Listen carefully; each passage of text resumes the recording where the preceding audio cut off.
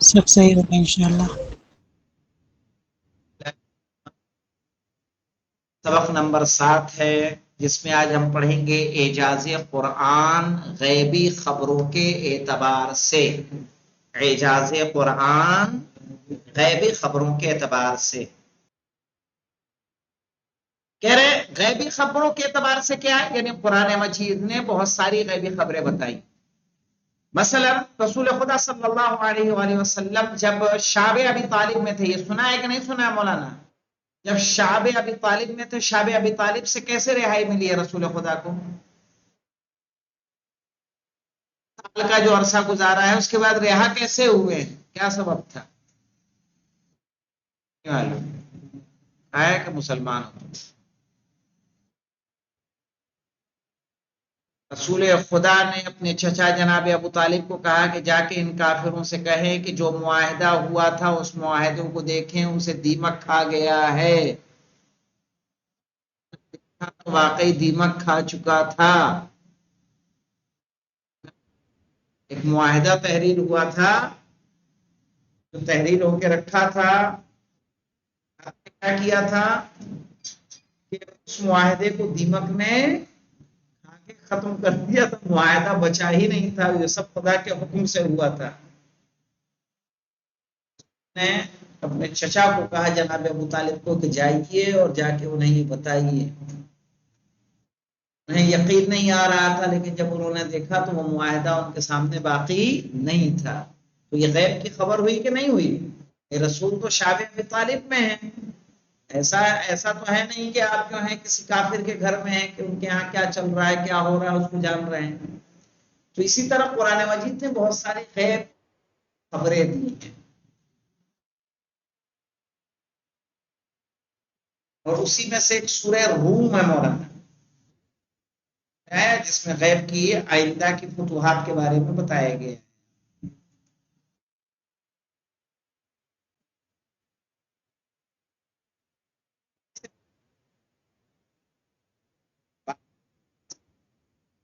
اس کے رونما ہونے سے پہلے خبر دی پہلے، اور اس کی پیشنگوئی اور دی ہوئی خبر یہ خود ہی ایک معجزہ ہے، اس لیے کہ ایسے علم کا حصول عام طریقوں سے ممکن نہیں ہے، اس لحاظ سے اس کی غیبی اخبار کو معجزہ ہونا چاہیے۔ مثال کے طور پر قرآن کریم کی دی ہوئی اخبار کی طرف اشارہ کریں گے۔ قرآن کریم میں مذکور ایک غیبی خبر یہ ہے کہ قرآن نے روم کے لشکر کی، فارس کے لشکر پر فتح کی خبر دی ہے۔ صحیح ہے؟ قرآن فرماتا ہے رومیوں نے اس سرزمین پر شکست کھائی اور مغلوب ہونے کے بعد 10 سال سے کم مدت میں غالب آ جائیں گے۔ قبل و بعد دونوں ہی صورتوں میں یہ کام، یہ خدا کا کام ہے۔ اس دن اور مومن خوشحال ہو جائیں گے۔ خدا جس کی چاہ،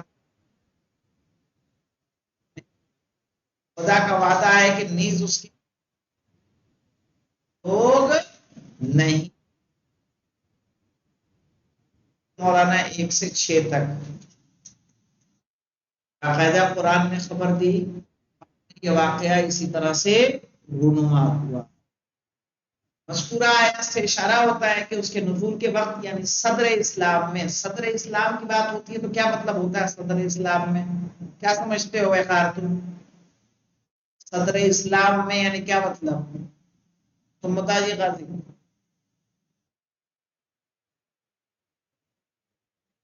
کیوں؟ ابول صدر اسلام میں یعنی ابتدائے اسلام میں، صدر کلام یعنی ابتدائے کلام۔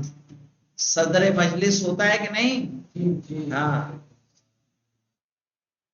وہ صدر کیا ہے اسلام میں، یعنی اسلام کی ابتدا میں ہی واقع ہوا ہے۔ اس سے اندازہ ہوتا ہے کہ جزیرۃ العرب بالخصوص تازہ مسلمان رومیوں کی شکست سے کچھ زیادہ ہی گھبرائے ہوئے تھے، تو ایسے موقع پر آیت نازل ہوئی اور مسلمانوں کو بشارت دی کہ اس کے بعد 10 سال سے کم کی مدت میں، 10 سال سے، دیکھیے کتنے عرصے سے کم کی مدت میں رومی سپاہی اپنے دشمنوں پر کامیاب ہوں گے، نیز مومنین اللہ کی تائید و نصرت سے مسرور ہوں گے۔ آئیے دیکھ لیتے ہیں مولانا۔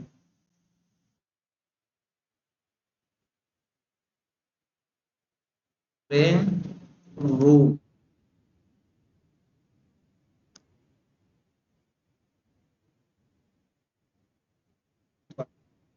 جو روم آ گیا ہے تو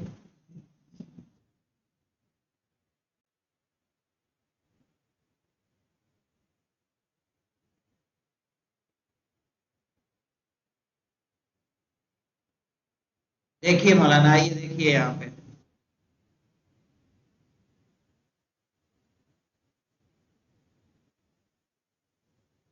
روم وهم من بعد غلبهم سيغلبون، سيغلبون یعنی انقریب یہ کیا آ جائیں گے؟ غالب آ جائیں گے۔ فی بضع سنین، للہ الامر من قبل ومن بعد ویومئذ یفرح المؤمنون، اس دن ہوگا جب مومنون کیا ہوں گے؟ خوش ہوں گے۔ بنصر اللہ ینصر من یشاء، اللہ کی مدد سے وہ جس کی چاہتا ہے مدد کرتا ہے، وہ العزیز الرحیم۔ وعد اللہ لا یخلف اللہ وعدہ ولکن اکثر الناس لا یعلمون، یہ اللہ کا وعدہ ہے اور اللہ وعدہ خلافی نہیں کرتا ہے، لیکن اکثر لوگ۔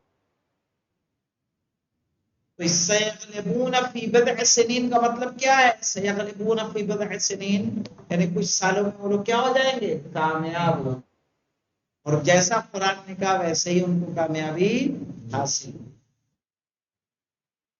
کہہ رہے ہیں۔ مسلمان رومیوں کی ہوئے تھے تو ایسے موقع پر آیت نازل ہوئی اور مسلمانوں کو بشارت دی کہ اس کے بعد 10 سال سے کم کی مدت میں رومی سپاہی اپنے دشمنوں پر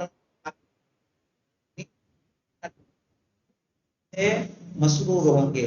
اتفاق سے قرآن کی پیشن گوئی صحیح و درست ہوئی اور ٹھیک اسی تاریخ کو اہل کتاب رومی فارس پر غالب آ گئے، سے مسرور ہوئے۔ اس واقعے کی بہتر سے بہتر معلومات کے لیے ضروری ہے کہ دو یعنی روم اور ایران کے سیاسی حالات نیز ان کے درمیان کشمکش کا مختصر جائزہ جائے۔ تاریخی ایشیا، یہ کیا ہے مولانا؟ ایشیا، ایشیا جانتے ہیں کس کو کہتے ہیں؟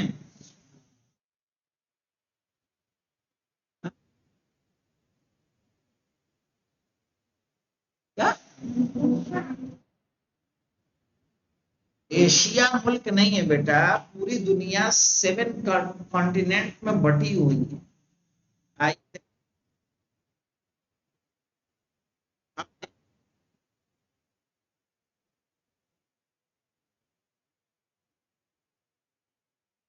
امریکہ، ایشیا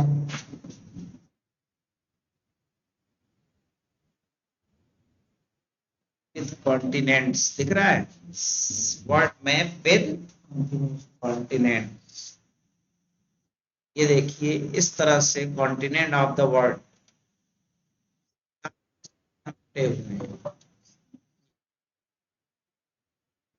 یہاں جتنے ہیں یہ سارا، یہ کلر میں جو دکھ رہا ہے یہ کس میں ہے؟ ایشیا۔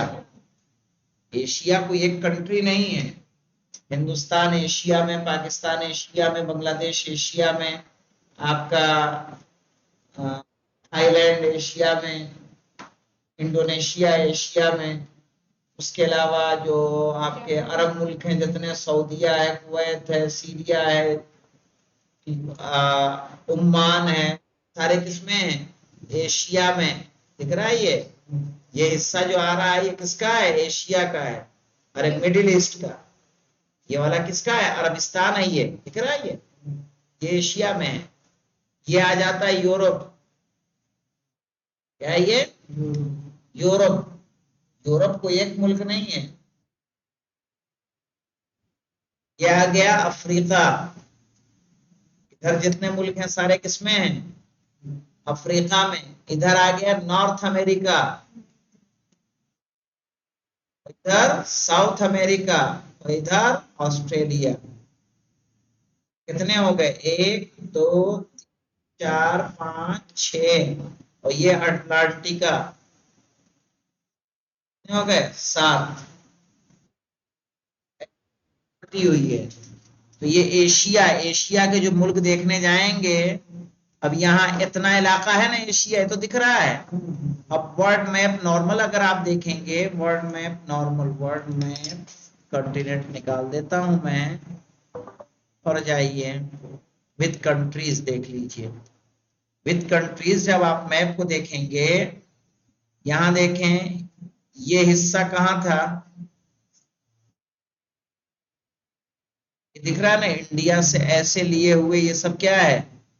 ایشیا۔ روس ایشیا میں دکھ رہا ہے، یہ سب ایشیا ہے۔ یہ آسٹریلیا آ گیا، کیا آ گیا؟ افریقہ۔ ادھر کیا ہو گیا؟ یورپ۔ ادھر ساؤتھ امریکہ، ادھر نارتھ امریکہ۔ ادھر کیا آ جائے گا؟ اٹلانٹک۔ پہچانیے سب، میپ دیکھا کرو، گیم مت کھیلا کرو علی عباس۔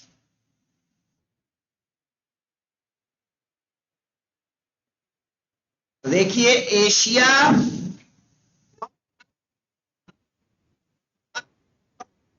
تھی، پھر سے دیکھیں مولانا، تاریخی کتابوں سے استفادہ ہوتا ہے کہ ایشیا اور عربستان کی دو عظیم اور مضبوط حکومتیں تھیں۔ ایک ایران کی عظیم، ایران سے کہیں زیادہ وسیع والی حکومت، یعنی آج جتنا ایران ہے صرف اتنا نہیں، بلکہ اس میں اور بھی کنٹریز فارس کا علاقہ کہلاتا تھا۔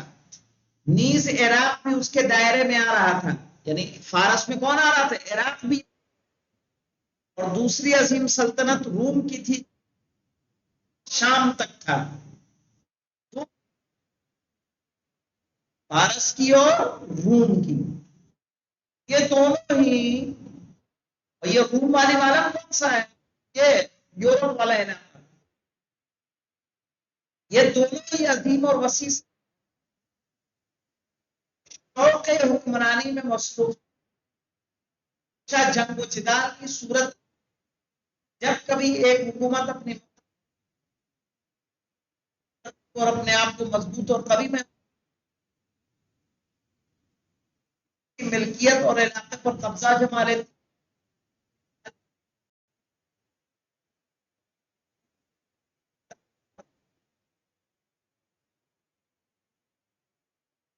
دونوں فریق مخالف کے درمیان چلتا رہے کہ ان میں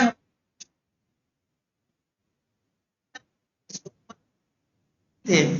اسی کا ایک نمونہ خاندان لخم کے بادشاہ ہیں، جن کا پایہ تخت کوفے کے نزدیک ایک شہر، جو ساسانی بادشاہوں کی حمایت سے برسوں لوگوں پر حکومت کرتے رہے۔ ان کی حکومت 602 تک عیسوی تک باقی رہی، پھر اس وقت خسرو پر کا خاتمہ کر دینا چاہیے اور اسے اپنے ملک کا حصہ بنا لینا چاہیے۔ جب ساسانیوں کا کوئی حاکم اس بات سے باخبر ہوا کہ حمیر کا بادشاہ استقلال و آزادی کا خواہاں ہے، تو اس نے اپنی مسلح افواج 598 عیسوی میں عرب کے بعد ان پر غالب آ گیا اور عربستان کے عربستان کی جانب متوجہ تھی اور اپنے حریف کے مطابق اس کی حمایت کرتی رہتی تھی، اس لیے کہ کچھ ان کے